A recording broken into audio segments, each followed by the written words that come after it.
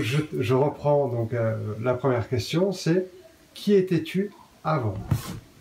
Ah ben, avant, j'étais la fille modèle parfaite qui devait aller bien dans toutes les circonstances et qui n'avait pas le droit d'être ni en colère ni de pleurer devant les autres.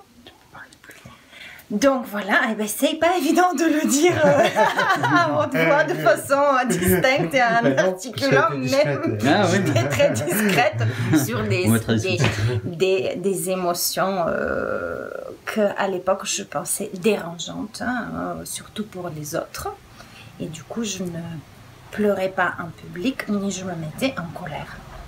Voilà, ne pas pleurer parce que j'allais les déranger et ne pas être en colère parce qu'on n'allait pas m'aimer. Voilà. Qu'est-ce qui a fait que tu as pris la décision de faire ce travail?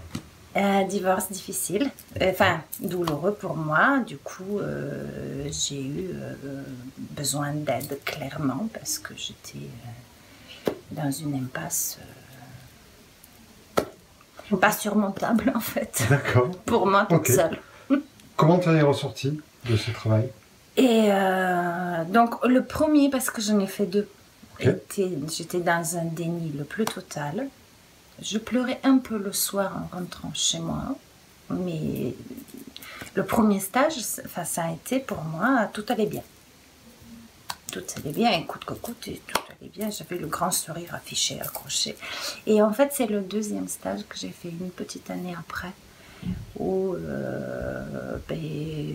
j'ai vraiment pris le courage à dire ce que je ressentais, et quitte à déplaire, quitte à avoir des personnes peut-être mécontentes, ou tout ce que j'ai pu m'imaginer de pire. Et en fait, j'ai fait une chouette traversée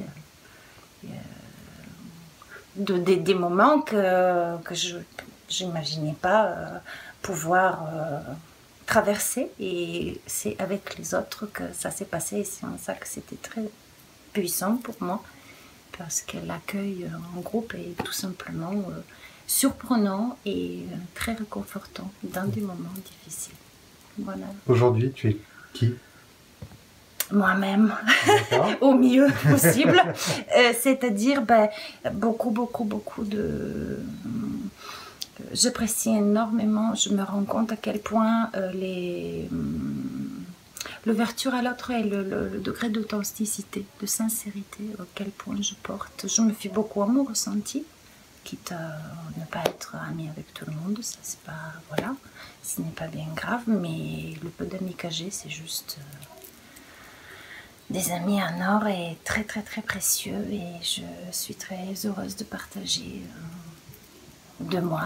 Et ce qui est important pour moi, j'ai appris en fait à aller à l'essentiel rapidement et de m'écouter.